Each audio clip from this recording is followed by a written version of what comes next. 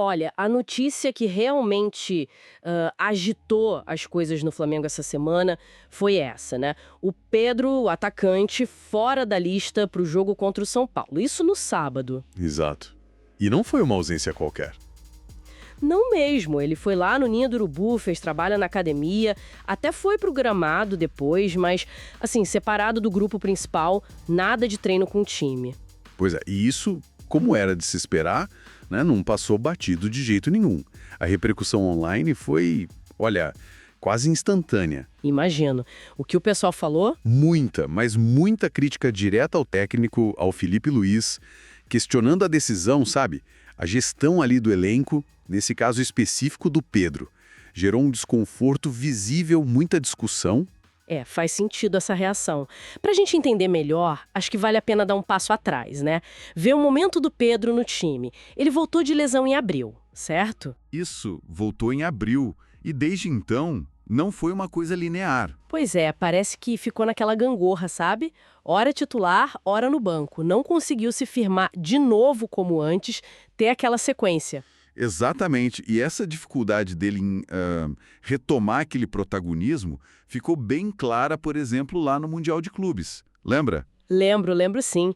Foi titular contra o Esperance e o LFC. Mas saiu nos dois jogos, né? Foi substituído.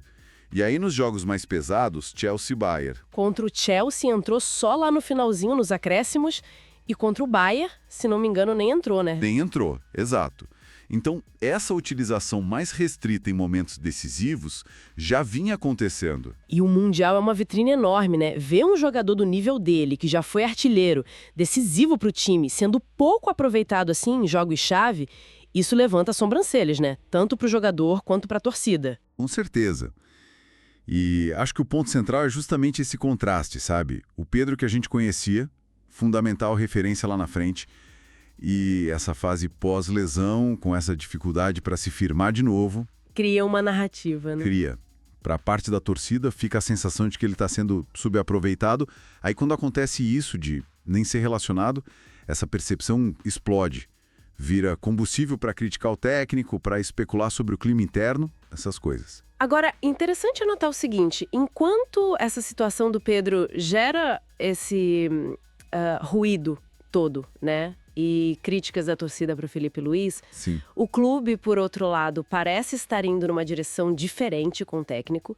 A informação que a gente tem é que o Flamengo já formalizou uma proposta para renovar o contrato dele. Olha aí, mesmo com essa polêmica toda. Pois é, e dizem que as conversas começaram logo depois da eliminação para o Bayern, lá no Mundial mesmo. O contrato atual do Felipe Luiz vai só até o fim do ano. Nossa, isso adiciona uma camada bem complexa na análise, né? Porque, veja bem, de um lado você tem a torcida, ou parte dela, bem insatisfeita com decisões pontuais, como essa do Pedro. Exato. E do outro, a diretoria, quem toma as decisões maiores, sinalizando total confiança no trabalho do técnico, a ponto de querer renovar o contrato dele no meio dessa turbulência. O que isso sugere para você? Olha, pode sugerir algumas coisas. Talvez a diretoria esteja olhando o quadro geral, né? A avaliação interna do trabalho do Felipe Luiz pode ser mais ampla, focada talvez num modelo de jogo, numa disciplina tática que ele está tentando implementar. Mesmo que isso signifique, digamos, não usar o Pedro como a torcida gostaria? É uma possibilidade. Pode ser que eles acreditem que esse sistema, a longo prazo, vai trazer mais resultados para o clube, mesmo que isso signifique temporariamente subutilizar um talento individual como o Pedro. É uma aposta na estrutura, talvez. Mas aí fica a pergunta, essa aposta na continuidade do técnico, mesmo com um jogador tão importante como o Pedro, talvez insatisfeito ou sendo menos aproveitado, não é um risco grande para o ambiente ali do vestiário? Gerenciar ego, expectativa? O risco existe, sem dúvida. É sempre um fio da navalha manter um elenco cheio de estrelas, coeso, motivado. Mas talvez a diretoria esteja fazendo um cálculo. Que cálculo seria esse? O cálculo de que a filosofia de trabalho do Felipe Luiz, a estabilidade que ele pode trazer no comando, são mais valiosos para o projeto do Flamengo nesse momento. Mesmo que isso gere algum atrito pontual ou precise de ajustes na gestão de jogadores importantes. É uma aposta, como você disse. Então, resumindo, o cenário que a gente tem é Pedro fora da relação, polêmica estourando, torcida criticando, um histórico recente de utilização dele que não é unânime e, ao mesmo tempo, o clube negociando para renovar com o técnico que toma essas decisões. É isso. Exatamente isso. Fica muito clara essa tensão, né?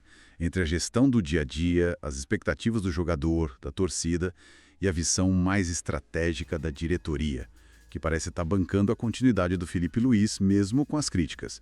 Um equilíbrio bem delicado. Com certeza. E isso tudo deixa a gente pensando, né? Como é que esses dois fatores, a situação do Pedro e a negociação para renovar com o Filipe Luís, como eles vão conversar daqui para frente? Como isso pode impactar o clima lá dentro e as próximas decisões do Flamengo? É a grande questão que fica no ar, né? Porque isso pode ir para dois lados.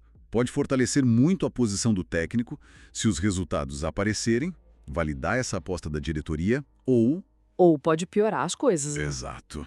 Pode criar uma crise maior se o time não engrenar ou se essa situação do Pedro não for bem resolvida, bem comunicada.